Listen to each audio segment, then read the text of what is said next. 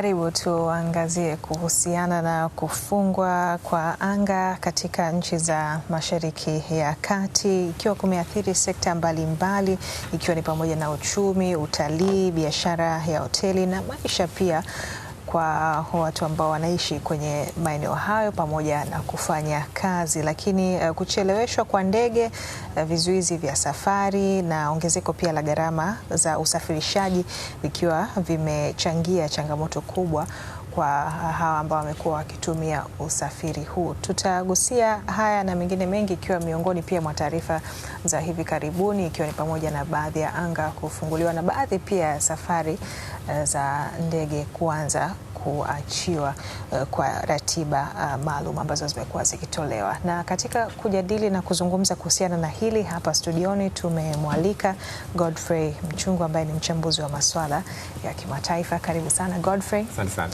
Tunaye pia Ali Mkimo ambaye ni mchambuzi wa masuala ya kiuchumi. Karibu sana. Shukrani sana. Karibuni sana ndugu zangu. Asante sana. Na karibuni sana, na tutaungana pia na mmoja kati Mtanzania ambaye anafanya kazi kule Doha kuzungumza naye kufahamu kile ambacho kinaendelea na namna ambavyo pia maisha yamebadilika. Lakini kabla ya kuanza, tujikumbushe na kufahamu pia kuhusiana na hali ya usalama wa anga kama ambavyo Faraja Samo anatujuza. Anga la Mashariki ya Kati limekuwa kimya kwa muda mfupi, lakini kimya hicho kina gharama kubwa kiuchumi kwa sekta ya usafiri wa anga duniani. Vita kati ya Iran, Israel na Marekani vimebadilisha ghafla ramani ya safari za ndege duniani. Njia nyingi muhimu za anga zimefungwa au kuwa hatarishi na kulazimisha mashirika ya ndege kubadilisha njia au kufuta safari. Mabadiliko haya yanaonyesha jinsi anga la Mashariki ya Kati lilivyo muhimu kuunganisha mabara ya Asia, Ulaya na Afrika katika biashara na usafiri wa kimataifa. Kwa kawaida mamia ya ndege hupita kila siku juu ya Iran na nchi jirani zikisafirisha abiria na mizigo kati ya Asia na Ulaya. Lakini tangu kuanza kwa vita, mashirika mengi ya ndege yamelazimika kukwepa anga hilo na kutumia njia ndefu kupitia Saudi Arabia, Misri au Asia ya Kati. Mabadiliko haya yanaongeza muda wa safari kwa saa 1 hadi 3 na kuongeza gharama kubwa za mafuta, wafanyakazi na uendeshaji wa ndege. Kwa sekta ya anga, kila saa ya ziada angani ni pesa nyingi. Wachambuzi wa usafiri wa anga wanakadiria kuwa saa 1 au zaidi katika safari inaweza kuongeza gharama kati ya $6,000 hadi $10,000 kwa ndege ya safari ndefu. Hii ina maana kuwa safari moja inaweza kugharimu hadi $60,000 zaidi ya kawaida, gharama ambayo mwishowe huathiri tiketi za abiria na gharama za usafirishaji wa mizigo. Athari hizi hazibaki kwa mashirika ya ndege pekee. Anga la Mashariki ya Kati ni njia muhimu ya usafirishaji wa mizigo ya thamani kubwa kama dawa, vifaa vya teknolojia na bidhaa za viwandani kati ya Asia na Ulaya. Wakati ndege zinapofutwa au kuchelewa, uwezo wa kubeba mizigo unapungua na gharama za usafirishaji hupanda kwa kasi, jambo linalosababisha ucheleweshaji wa bidhaa katika masoko ya dunia. Zaidi ya hayo, vita hivyo vimesababisha kupanda kwa bei ya mafuta ya ndege duniani. Mafuta ya ndege yanachangia takriban 20% ya gharama za uendeshaji wa mashirika ya ndege, na baada ya mashambulizi ya kijeshi katika mgogoro huu, bei zake zimepanda kwa zaidi ya 50%. Ongezeko hili linaweka shinikizo kubwa kwa mashirika ya ndege na kusababisha tiketi za safari za ndege kupanda kwa haraka. Kwa ujumla, vita vya Iran vinaonyesha jinsi sekta ya anga ilivyo kiungo muhimu cha uchumi wa dunia. Kufungwa kwa anga au mabadiliko ya njia za ndege kunaweza kusababisha hasara ya mamia ya mamilioni ya dola kwa siku kutokana na safari zilizofutwa, ucheleweshaji wa mizigo na kupanda kwa gharama za mafuta. Mgogoro wa kijeshi hauathiri tu usalama wa nchi, bali pia mtiririko wa biashara, usafiri na uchumi duniani kwa ujumla. Mimi ni Faraja Samo. Na Faraja Samo akitujuza kwa kina kile ambacho kinajiri. Na katika hili Mkimo, tukianzia kwako kwa upande wa athari za kiuchumi kama ambavyo amegusia baadhi, ni kwa kiasi gani hata nchi ambazo hazihusiki moja kwa moja na vita zimekuwa zikipitia?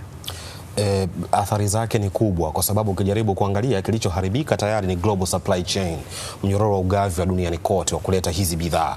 Hiyo imekwisha haribika, kwa sababu unajua unategemea kwa kuna urahisi wa kufanya biashara. Kama inatokea kama hivyo, anga limefungwa au wanafanya hiyo partial closure, inafunguliwa inafungwa, inaleta athari. Kwa sababu leo hii kumbuka, nchi ambazo mfano nchi za Afrika zinategemea zaidi kupata bidhaa kutokea Dubai, na Dubai ni miongoni mwa tunasema the busiest airport, moja kati ya airport ambayo iko busy kulikuwa ni ya Dubai.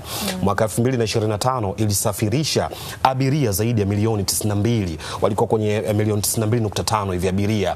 Kwa hiyo unapata tu picha, ni miongoni mwa the busiest airport, ukiacha ule uwanja wa Atlanta pale Marekani. Kwa hiyo unapata tu picha kwamba ni uwanja ambao umekuwa ukipeleka abiria wengi, watalii pia kumbuka wanapitia pale kuja hata kwenye nchi za Afrika, wakiunganisha ndege. Sahihi kabisa. Kwa hiyo unagundua kwamba ule mnyororo wa ugavi tayari umekwisha haribika. Lakini pia athari, ukiachilia mbali athari ya kupanda kwa bei za bidhaa kama hivyo, sababu unajua ikiharibika global supply chain, ina maana kuna kuchelewa kwa bidhaa kuja. Kama leo hii inatokea kuna kuchelewa kwa bidhaa kuja, ina maana kwenye ile tunasema mizania ya uhitaji na ugavi, ina maana bei zitakwenda kupanda, sababu sokoni kutoka kuna bidhaa chache. Lakini leo hii pia ukienda kununua bidhaa kwa hizi nchi ambazo tayari zinapitia changamoto za aina hii, tegemea kuona pia bei ikipanda, kwa sababu tayari pia kuna mfumuko wa bei unaosababishwa na changamoto za uzalishaji. Ina maana unaleta kitu tunakiita import inflation, mfumuko wa bei unaotokana na kuagiza bidhaa, kwa sababu tayari kule unakonunua soko liko inflated. Wewe ukileta huku tegemea kuona nawe pia bei za bidhaa na zenyewe pia zikipanda. Kwa hiyo hata walio nje pia wanaumia kutokana na mnyororo wa ugavi tayari umekwisha haribika. Kwa hiyo unaona sekta ya utalii inazidi pia kuathirika. Ina maana hamna mtalii sasa atakuwa comfortable kwenda huku kuelekea kule kwa urahisi kama ilivyokuwa hapo awali.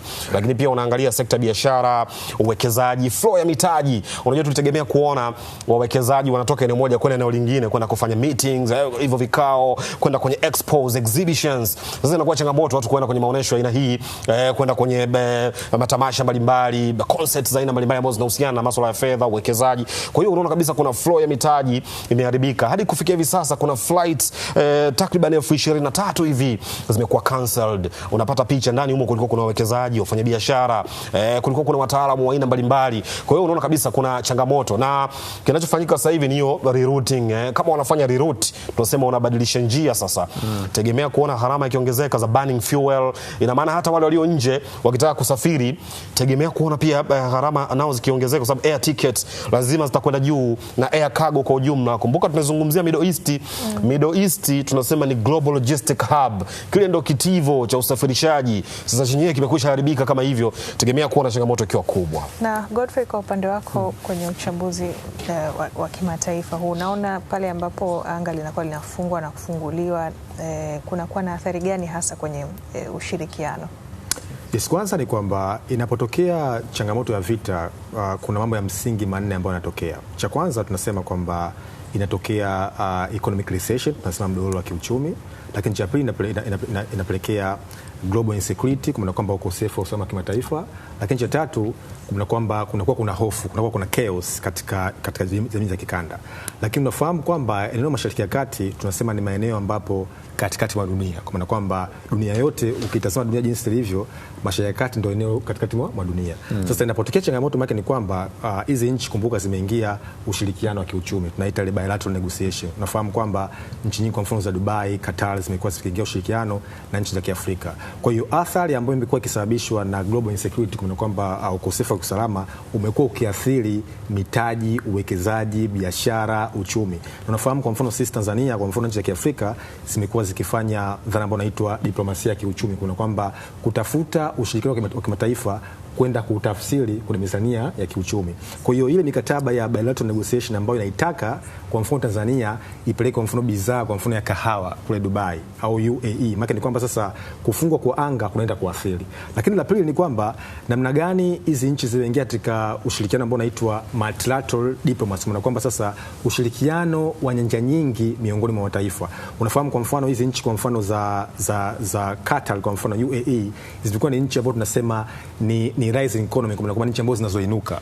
Kuna dhana ambayo inaitwa tunasema global power shift, yani kuama kwa mamlaka za kimataifa, nchi za Mashariki ya Kati zimekuwa zikiinuka zaidi. Kwa hiyo kwenyewe ukitazama kupata athari yake ni kwamba sasa inaenda kuathiri mnyororo wa thamani, uchumi, uwekezaji. Na kwa mfano ukitazama katika hali ambayo inaendelea, kuna baadhi vile ya sekta, kwa mfano sekta ya michezo, sekta ya utalii imeathirika zaidi kuna hili janga. Kwa hiyo athari ya kimataifa ni kubwa, imekuwa ikigusa maeneo mbalimbali ambayo yamekuwa kiathiri uchumi wa kimataifa. Na athari hiyo ikiwa ni kubwa. Na awali kama ambavyo tumekujuza, tunaungana na Albertina Mpera ambaye yeye ni Mtanzania aliyeko kule Doha akifanya kazi, na kutuambia pia ikiwa Doha ni moja kati ya maeneo pia ambayo ndege nazo zimekuwa zikifanya wengine wakifanya connection kwa kiasi kikubwa. Albertina, habari za hapo na karibu sana. Asante, habari ni nzuri, tumeamka salama, tunashukuru Mungu. Na hali ikoje asubuhi hii na katika siku za hivi karibuni huko, tofauti na wiki iliyopita tulisikia pia ikiwa moja kati ya maeneo ambayo yaliathirika ni hapo Qatar? Kwa leo tumeamka salama, ingawa usiku kulikuwa kuna mabomu yalipigwa mida ya saa 9 alfajiri, lakini kumeamka shwari mpaka sasa hivi. Tuko makazini, watu wanaendelea na shughuli zao kama kawaida. Kwa wakati hii issue inaanza ya mapigano kati ya Irani na huku Qatar, kuanzia tarehe 29 hali ilikuwa ni mbaya. Tuli experience mabomu kupita juu ya anga, lakini yalizuiliwa na wanajeshi wa huku Qatar, yalizuiliwa. Kwa hiyo hakuna athari yoyote iliyotokea mpaka sasa hivi, maana yalikuwa yanapigwa juu ya anga na wanazuia juu ya anga. Kwa hiyo hakuna athari yoyote iliyotokea kwa wananchi tunaoishi hapa Qatar. Na kwa kawaida uko katika tasnia ya sekta ya hotelia hii na wageni pia hufika hapo. Mara hii imekuwaje? Kuna idadi ya wageni ambayo pengine imepungua ama ipo ile ambayo tayari ilisalia kabla ya mapigano kuanza? Okay, kabla ya mapigano kuanza, wageni ambao walitua katika uwanja wa Hamad International Airport hapa Doha, wote walichukuliwa wakaenda wakahifadhiwa kwenye mahoteli. Takribani ni wageni 8,000 walipokelewa, na hapa hotelini kwetu tumepokea takribani wageni 500 tangu tarehe 28 tumeanza kuwapokea.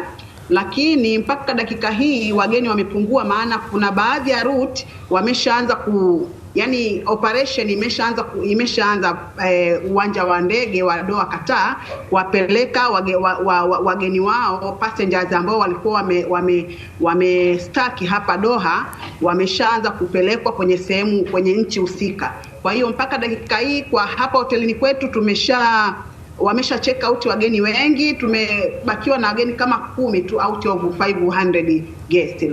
Ni only 10 guests ndio wamebaki hapa hotelini kwetu. Kwa hiyo kwa sasa hivi kidogo hali ni shwari, tofauti na mwanzo. Hali sasa hivi ni shwari. Na vipi kuhusiana na upande wa gharama za maisha? Kuna namna yote zimebadilika? Yes, gharama za maisha zimebadilika. Sasa hivi vyakula ni bei, maana si unajua hili ni jangwa. Ni jangwa, wanategemea nchi za jirani kuleta vyakula, wanategemea Afrika kuleta vyakula. Kwa hiyo vitu vimekuwa expensive. Inflation rate ya vyakula imepanda, kwa hiyo vyakula haswa vimekuwa ni very expensive. Na kwako Albertina, vipi kuhusiana na usalama wako, kwa sababu umetuambia tayari umekwisha rejea kazini? Kuna wakati mlisitisha kwenda kazini ama wakati wote mmekuwa mkienda kazini? No, wakati haya mapigano yanaanza tulisitishwa takribani 2 days. Hakuna mtu kutembea, ni kukaa ndani mpaka situation mpaka hii hali itakapokuwa shwari. Kwa hiyo tarehe 28 na tarehe 1 March watu walikuwa hawatembei kabisa. Tulikaa ndani kusikilizia nini kitatokea. Kwa hiyo tulikuwa tunapata direction kutoka government kwamba sasa hivi tufanye nini. Kwa hiyo baada ya hali kuwa shwari ndio tukaachiliwa kila mtu kwenda katika maeneo yake husika kwa ajili ya kazi. Kwa hiyo iliathiri kazini operation, maana watu walikuwa hawaende makazini. Kwa hiyo iliathiri kwa kiasi kikubwa. Hata Qatar Airways pia imeathirika kwa kiasi kikubwa, maana wageni wao wote Qatar Airways waliolala mahotelini, ni kwamba gharama waliwagharamia kuanzia maradhi, kulala, chakula. Kwa hiyo nao pia waliathirika kwa kiasi kikubwa. Na kwa mfano ikitokea labda kwa Watanzania walioko hapo Doha ama walioko Qatar kwa ujumla wakipata dharura na ambayo inawahitaji labda wao kurudi nyumbani Tanzania, wanaweza wakatumia mbinu gani kuweza kufanikisha safari zao? Kwa sasa hivi airport imefungwa. Airport imefungwa na ndege zinazo-operate ni chache mno, na zina-operate kwa ajili ya kuwarudisha passengers wao sehemu husika, maana walikuwa wamestaki hapa Doha. Kwa hiyo kwa sasa hivi hawachukui booking mpya za safari za hapa na pale, wamesimamisha kabisa. Kwa hiyo mpaka dakika hii hakuna jinsi yoyote ya kutoka hapa Doha maybe kukimbilia sehemu nyingine kwa ajili ya kuescape kwenda nyumbani. Otherwise kuna safari za magari. Nimeona baadhi ya watu wanachukua magari kutoka hapa kwenda Oman, kutoka Doha kwenda Oman and wapi, Riyadh, Saudi Arabia. Kwa hiyo wanachukua Saudi Arabia, wanachukua magari kutoka wanapelekwa na magari Saudi Arabia na Oman. From there ndio wanachukua ndege kwenda nyumbani, au kwenda sehemu yoyote ambayo wanataka kwenda. Kwa hiyo ndio. Kwa hiyo ndio hali iliyopo sasa hivi. Usafiri wa anga umesitishwa kabisa. Kwa nchi hizo ulizozitaja, angalau sasa hivi mnapata taarifa kwamba kuna ndege zinafanya kazi, sio? Yes, kwa mfano kama Saudi Arabia kuna ndege zinafanya kazi, Oman kuna ndege zinafanya kazi. Kwa hiyo mtu akitaka kusafiri kama ana emergency case, yani that is the emergency case, akitaka kusafiri anatumia ruti ya Oman au Saudi Arabia. Na ni umbali na ni gharama kiasi gani kutoka hapo kwa gari na kwenda katika nchi hizo, kwa mfano kutoka Doha, kutoka Qatar kwenda Oman, kwenda Saudi Arabia? Okay, kutoka hapa Qatar kwenda Saudi Arabia ni kama mwendo wa masaa 3 mpaka 4. Na sio expensive, ni kama riali 200. Kama riali 200 sawa na Tanzania shillings kama 150,000. Okay. Yes. Sawa. Tunakushukuru sana Albertina kwa kuungana nasi. Tunafahamu pia upo kazini. Tungependa pia kuacha uendelee pia na kazi. Asante sana kwa kutenga muda kuungana nasi. Nashukuru sana. Asanteni na nyinyi, kazi njema. Asante sana. Ni Albertina Mpera, Mtanzania huyo ambaye anafanya shughuli na kazi yake akiwa profession yeye ni hotelia, na tumeona namna ama hali ilivyo huko. Hiyo ukisema bwana, kwa mfano labda kama umefika pale usiombe ndege ziwe zimekanseliwa afu kute labda kabajeti kako kalikuwa kadogo ndio shafika kule afu uwezi kurudi. Hali inakuwa ngumu kabisa. Kabisa. Lakini kwa ujumla unadhani kwa wale ambao kwa mfano wanavyosema wanafanya connection hizo, unadhani hizi mbinu zinaweza kidogo zikapunguza ile maumivu ya kiuchumi ambayo yanatengenezwa na cancellation ya ndege, ama hizi ndege ambazo zimesitishwa? Hii aina nyingine ya usafiri inaweza ikapunguza kwa vyote maumivu ama kuokoa kidogo ile uchumi ambao unakuwa umepotea? Kwa maana kwamba aina nyingine ya usafiri, matumizi ya meli mfano, sasa treni ama magari wana connect kutoka nchi moja kwenda nchi nyingine afu kule ndo wanachukua aircraft. Ngumu mno. Good luck. Unajua kuna kitu kimoja tunapaswa kukifahamu, global economy imebebwa zaidi na modes mbili za transport, meli na ndege. Sasa tayari kuna changamoto kule kwenye bahari, ule mlango bahari wa Hormuz, tayari kumekuwa kuna kuna changamoto huko. Watu sasa wanaanza kufikiria kupitia huku kwenye Cape of Good Hope. Sasa ukipita huko Cape of Good Hope, kumbuka na kwenye gharama zinazidi kuongezeka. Afrika Kusini kuna uzunguke huko chini. Na gharama za mafuta inaongezeka, sababu usiku pia zinaongezeka za safari. Unaona sasa. Kwa hiyo tayari kuna changamoto. Kwa hiyo usafiri ambao mbadala uliotegemewa na wenyewe tayari una changamoto. Unarudi huku nako pia kwenye ndege na kwenye kuna changamoto ya aina hii. Kumbuka air tickets nakadiriwa kuongezeka bei hadi kufikia 300%. Okay. Lakini wakati huo tunazungumzia burning fuel, hiyo gharama za mafuta ambayo inatokana na kureroute, kubadilisha njia, inaweza yenyewe kuongezeka kwa kubwa kufikia 20% hadi 30%. Unaona kabisa kuna changamoto, na tukisema ina compensate ni ngumu good luck, kwa sababu unaangalia tu sasa hivi unaona markets zimeanza kuwa wiped out, yani yale masoko yale ya hisa imeanza kuporomoka. Unaona balaa linaloendelea. Wakati huo angalia gold yenyewe inaongezeka, dhahabu sababu ndio safe haven, watu wanachukua fedha sasa wanakimbilia huko. Ukienda kuonesha kwenye taarifa zao za mapato na matumizi, tutaona tu ipo sehemu ililetwa changamoto au fedha ilipungua kutokana na hiki ambacho kinaendelea hivi sasa. Kwa kweli imeondoka consumers confidence na investors confidence. Yani hali ya kujiamini kwa wateja imeondoka, hali ya kujiamini kwa wawekezaji imeondoka. Ikiondoka hiyo duniani kote, kinachokwenda kutokea ni kitu kimoja. Hutoiona flow ya mitaji, watu kusafiri comfortably, kwenda kuzungumza. Watu sasa hivi wamecancel plans nyingi sana. Mwingine alipanga kuwekeza, kuanzisha kampuni, kuanzisha taasisi, kutengeneza kampuni tanzu. Sasa unaona kabisa watu hawa wanaweza kuwa wanasitisha haya kwa sababu ya hiyo flow ya mitaji, hiyo confidence imeondoka ya investors na consumers. Sasa Mchungu, ulizungumza pia kuhusu kitu kinaitwa global power shift.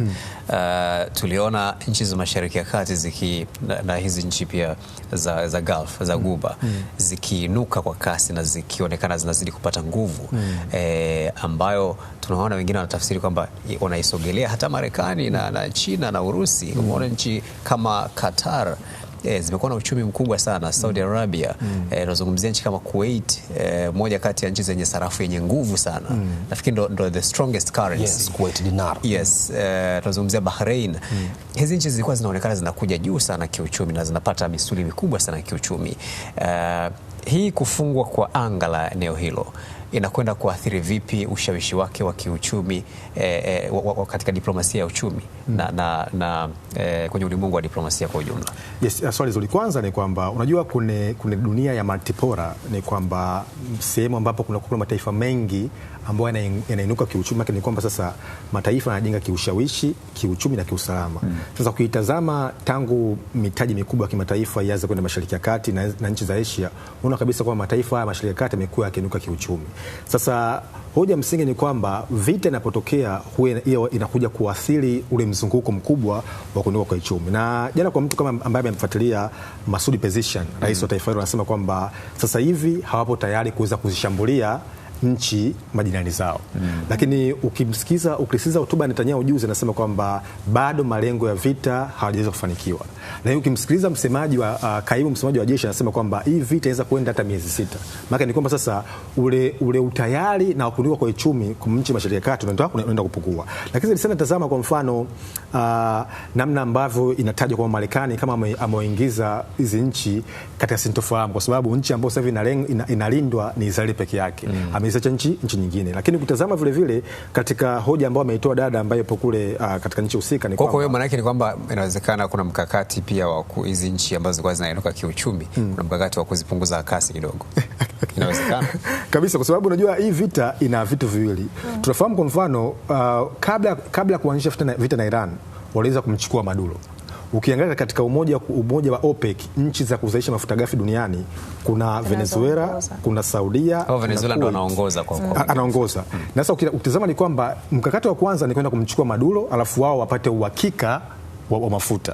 Na unafahamu kwa mfano katika nchi ya Venezuela wamefanya reform sekta ya mafuta ambao watakuwa wanashirikiana kati ya Marekani na nchi ya Venezuela.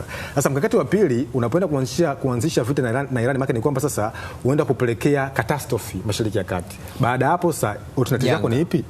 Lazima na alternative ambao ni Venezuela. Kwa maana ni kwamba nchi za Gulf zinaweza zikajikuta zinaanguka huku Marekani ameshatengeneza mkakati, kwa sababu unapoanzisha mkakati wote kuna dhana ambayo inaitwa statecraft, yani mkakati wa msingi, kuna dhana taifa, lazima uweze kuangalia cha kwanza tactics, unatumia mbinu gani, lakini cha pili target, umepanga nini, lakini cha tatu ni operation.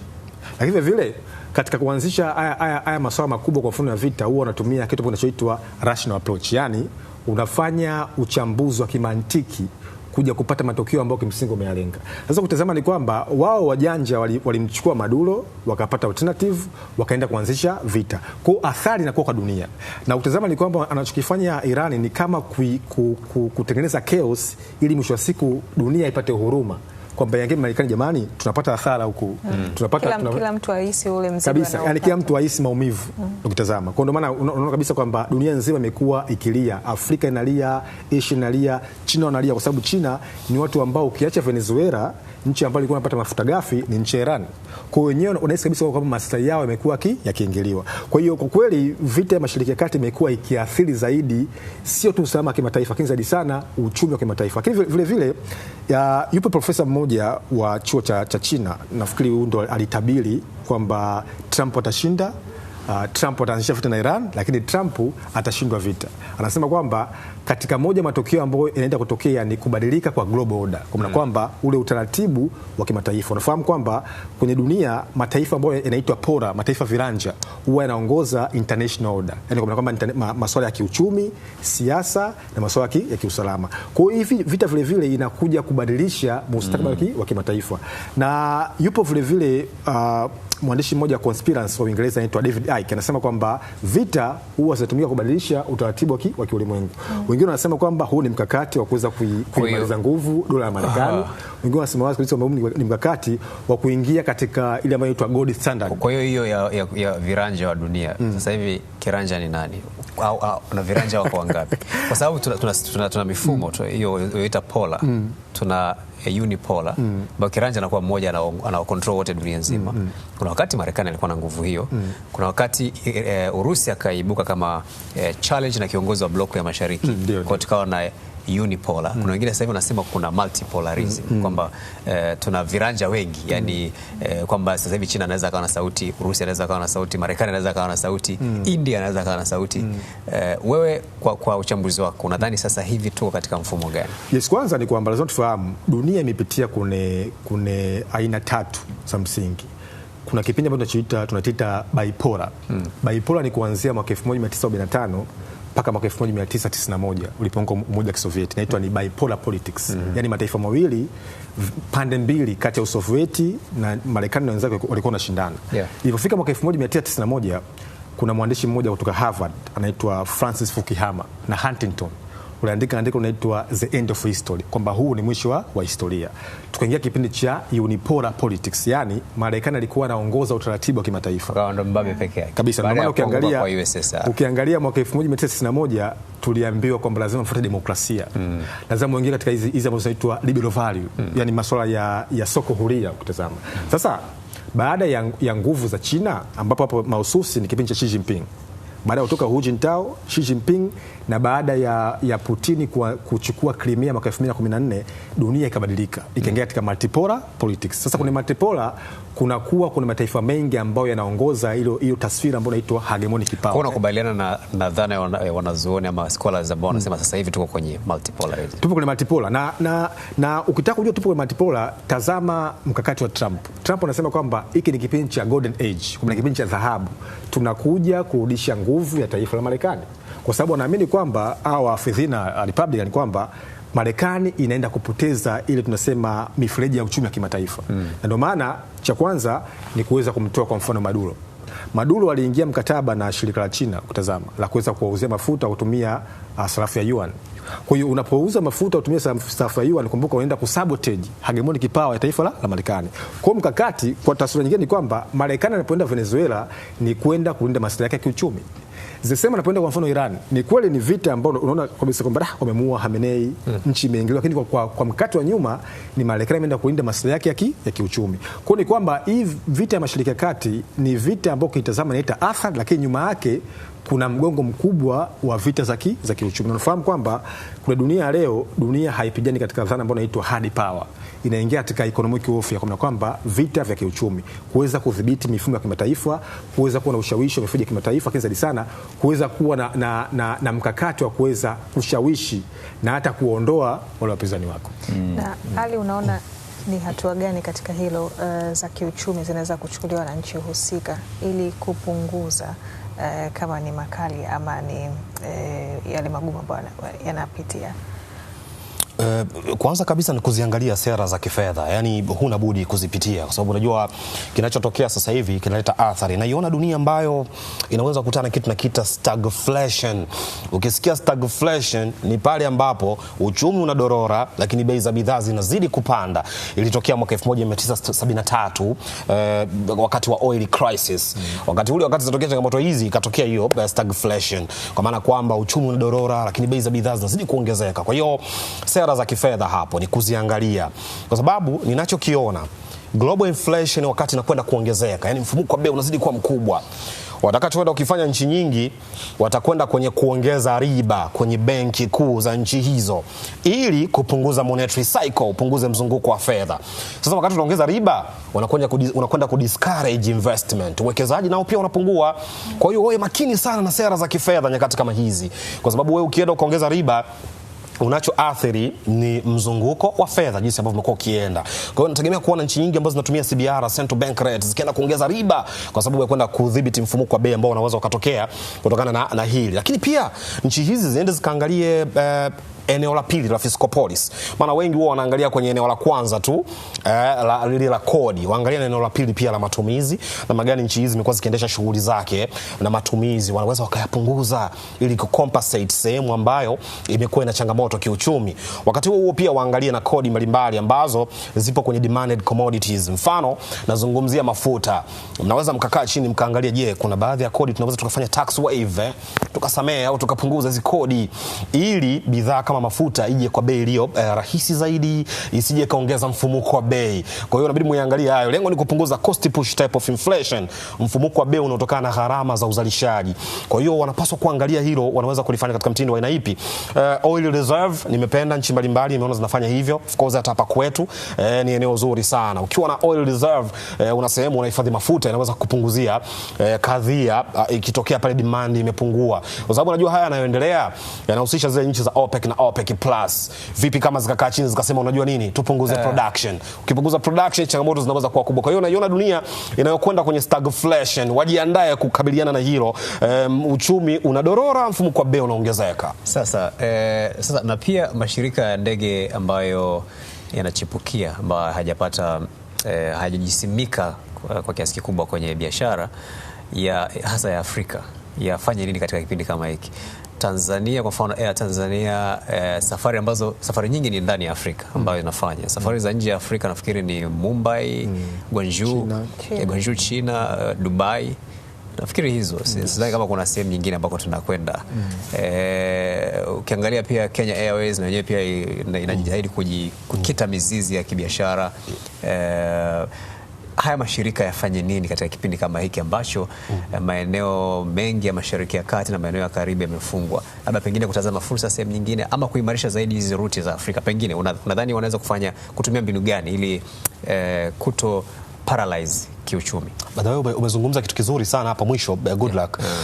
Huu ulikuwa wakati sahihi sana wa Afrika kufanya biashara kwa pamoja, na ikiwemo na hiyo biashara ya anga. Kwa hiyo kuna haja ya kuimarisha zaidi mifumo yetu ya kibiashara. Kwa hiyo Afrika kwanza tukae chini tuone namna gani tunaweza kuongeza pia ruti za Afrika, lakini pia kuna fursa nimeiona. Inapotokea changamoto kama hizi, kumbuka huu ni wakati mzuri sana wa mashirika ya ndege yajitangaze kama transit areas. Unajua kuna kitu kimoja kwenye biashara ya ndege, kwenye biashara hata ya magari pia, bandari, wewe unaweza ukawa ni transit. Yani wewe watu wanapita kwako kuelekea kwenye destination nyingine. Huu ni wakati mzuri sana wa kujitangaza. Misri na hakika wanakwenda kuitumia hii kama opportunity, kwa sababu wengi watakuja kupita pale kwake. Wanaoreroute wengi watapita Misri. Kwa hiyo wakifika pale Misri, atakachokifanya sasa hivi ni kujitangaza kama eneo la transit. Sasa nasi pia tupo kwenye eneo zuri, na nchi nyingine pia Afrika zijitangaze kama transit. Zianze kuhimiza, ziangalie interconnection iliyopo, njia ambazo zimekuepo, waone namna namna gani sasa wanaweza wakawavuta wale ambao wanatumia njia hizi kama transit. Sasa weka zile huduma rafiki kwamba ukifika hapa hiyo crew yako itapatiwa huduma za aina hii, lakini pia kuna huduma za mafuta, tunaweza pia kukuwezesha kwenye maeneo haya na haya ili kuleta yale mazingira rahisi ya kutumika kama transit. Kwa hiyo nchi za Afrika wakati huu zitumike sasa kama transit, kuona namna gani zinaweza kunufaika zile ambazo zipo kwenye njia hizo. Wanaweza kunufaika sana na hilo, lakini pia ni wakati mzuri wa kuangalia na matumizi namna gani naweza mkaendelea kuyapunguza, kwa sababu kama hivyo gharama zimeongezeka. Unajua gharama hizi haziwahusu tu wale ambao wapo kwenye nchi husika, hata hao ambao wako mbali gharama hizi pia zitawakuta. Air tickets kama hivyo kuongezeka, lakini pia unakwenda kuzungumzia cost of fuel na yenyewe inakwenda kuongezeka. Kwa hiyo kuna haja ya kuangalia pia matumizi namna gani naweza mkayapunguza. Kaeni chini, mbona ni rahisi tu. Unaweza ukakaa chini unapitia zile taarifa za mapato na matumizi. Nenda kwenye eneo la matumizi pale, zile operating expenses, pitia moja moja, variable cost na fixed cost. Angalia, je, gharama hizi zinazobadilika na zile zisizobadilika kutokana na uzalishaji, je, tunaweza kupunguza baadhi na kubaki na zinginezo? Kwa hiyo naamini wakati huu cost accountants wa haya mashirika wakae chini waone wanakwenda vipi hapo. Pia giant wa Afrika kwenye masuala ya ndege ni Ethiopian Airline, ambao pia tumepima ustahimilivu wao, resilience yao kipindi cha matatizo. Kwa mfano kipindi cha COVID, wao tuliona bado walikuwa wana operate kwa ukubwa, licha ya kwamba mashirika mengi yalikuwa yamesitisha safari zao kwenye maeneo mengi, lakini wao tuliona wakiendelea kujipush, walipunguza sana costs. Nadhani nafasi kwao pia kuweza kuchukua faida ya mashirika ya ndege makubwa ya Mashariki ya Kati kama alternative na yenyewe ikaibuka sasa pia na kuwa moja kati ya mashirika makubwa ya ndege duniani. Of course wanaweza kunufaika na hilo japo gharama ni kubwa. Yani unajua changamoto ni kwamba hizi changamoto zimetokea kwenye nyakati ambazo gharama pia zimekwisha ongezeka, mfano za mafuta. Hata kama wewe unaiendea hiyo fursa, wakati huo nawe pia unakwenda kukutana na mzigo wa gharama za uendeshaji. Kwa hiyo ndio changamoto ambayo inaweza ikatokea hapo. So wanaweza kuchukua hiyo fursa, lakini changamoto ni gharama. Sasa gharama inakuwa kubwa sana. Hivi unajua sasa hivi hata ile tunaita war risk insurance nayo pia itaongezwa. Ile bima ya masuala ya vita kwenye maeneo kama haya ambako tunakwenda inakwenda kuongezwa. Premium itakuwa kubwa sana. Watu kuchaji premium ndogo wanaongeza, sababu na wao pia wanajua kabisa unaweza ukaenda huko janga likakukuta, kwa sababu wanajua tunaweza tusinufaike na premium yako. Ukienda janga limekuta inabidi tukupatie insurance. Sasa inabidi tukuongezea premium iwe kubwa. Kwa hiyo gharama pia zimeongezeka. Compensation ya ajali ya ndege sio mchezo. Unaona shughuli yake nyingi. Kwa hiyo cost inazidi kuwa kubwa. Umegusia kuhusiana na safari za Afrika kuimarishwa, lakini bado tuna changamoto ya safari nyingi za nchi za Afrika tu ndani ni gharama kuliko zile ambazo zinatoka nchi za Afrika kwenda kwenye haya mataifa nje ya bara la Afrika. Sahihi. Unadhani ni mazingira gani ambayo yanaweza kuleta mabadiliko katika hilo? Yani unajua mimi kuna changamoto moja huwa naiona kwa Afrika. Tuna vikwazo tunawekeana ambavyo unaona kabisa havina tija. Zipo nchi unaona zipo karibu kabisa, unawaza unasema huyu si angekwenda kupitia hapa kuja hapa, lakini unashangaa anapaswa kuzunguka ili afike pale ambako anataka kwenda. Mfano changamoto wanazowekeana Morocco na Algeria, unaona vikwazo vya aina ile, kwamba angala huyu yasiguse vitu vya aina hiyo. Kwa hiyo kuna haja kwanza ya kuondoleana vikwazo ambavyo vimekuwepo ili kuleta urahisi wa sisi kuweza kufanya hizo biashara. Lakini pia changamoto nyingine ambayo unaiona kwa Afrika ni wakati mwingine ni hizi non-tariff barriers, vikwazo ambavyo wenyewe si vya kikodi. Tumekuwa tunawekeana sana. Kwa hiyo kuna haja ya kukaa chini kujadiliana kuna namna gani tunaweza kupunguza hilo ili safari hizi sasa ziweze kufanyika kwa urahisi zaidi. Kwa hiyo ni kukaa chini tunakuzungumza ili tunufaishe. Japo changamoto moja ninayoiona ni kwamba sisi tunapenda sana kufanya kazi na wale ambao watatupatia akiba ya fedha za kigeni za kutosha. Unajua tunakwenda kwenye nyakati ambazo yawezekana thamani ya sarafu ya nchi nyingi sana zikaenda kuporomoka kwa sababu ya kudidimia kwa akiba fedha za kigeni. Kwa hiyo mimi Hilda, kwenye hilo nitakaloliona tunahitaji kukaa chini kuondoleana vikwazo kwanza kwenye maeneo mbalimbali, hasa vikwazo ambavyo vinafanya biashara zisifanyike kwa tija zaidi, tushinde kusafiri zaidi. Lakini pia tuimarishe miundombinu yetu, sababu interconnectivity nayo imekuwa ni changamoto sana kwa Afrika. Kwa kumalizia Mchungu, kwa dakika 2, tupe utabiri wako. Hali ya uchumi itakuwaje baada ya vita hii? Tunafahamu Mashariki ya Kati biashara yao kubwa, moyo wa biashara yao mafuta, tunazungumzia biashara ya usafiri wa anga. Doha, Qatar, tunafahamu usafiri wa anga na mafuta. Tunazungumzia mataifa kama UAE vile iko hivyo. Baada ya hizi changamoto za kufungwa kwa anga na changamoto pia za kupitisha mafuta na kuepeleka katika maeneo husika, hali itakuwaje baada ya siku kadhaa ama baada ya vita kukamilika? Yes, kwanza ni kwamba dunia inapitia mabadiliko makubwa sana ya siasa ya kijiografia, na ukitazama kwa hali jinsi ilivyo, kwa kweli mzozo wa tatizo bado haujaisha. Kwa hiyo unaweza kutabiri kwamba tutakuwa kwenye ceasefire kipindi kifupi, lakini bado kutakuwa na changamoto kubwa sana ya ukosefu wa kimataifa. Vile vile our global leader wanatufundisha kwamba tumeingia kwenye dunia ambayo maeneo yote ya kimkakati yanadhibitiwa, yani kuanzia Suez Canal, kwa mfano mfereji wa Panama, ukitazama Gulf of Hormuz, Bab el-Mandeb, Suez Canal, kote maeneo kutazama na yanadhibitiwa. Kwa maana ni kwamba sasa ni kama wanajiandaa kuweza kumiliki na kudhibiti maeneo ya kimkakati. Kwa unaweza kusema kwamba Afrika iweze kujiandaa kama alivyosema hali kwamba namna gani unaweza kutumia nafasi ya kijiografia kuweza kuwa na nguvu ambayo tunasema unakuwa na power politics, unakuwa na nguvu ya ulinganisho kwa wengine. Shukrani sana.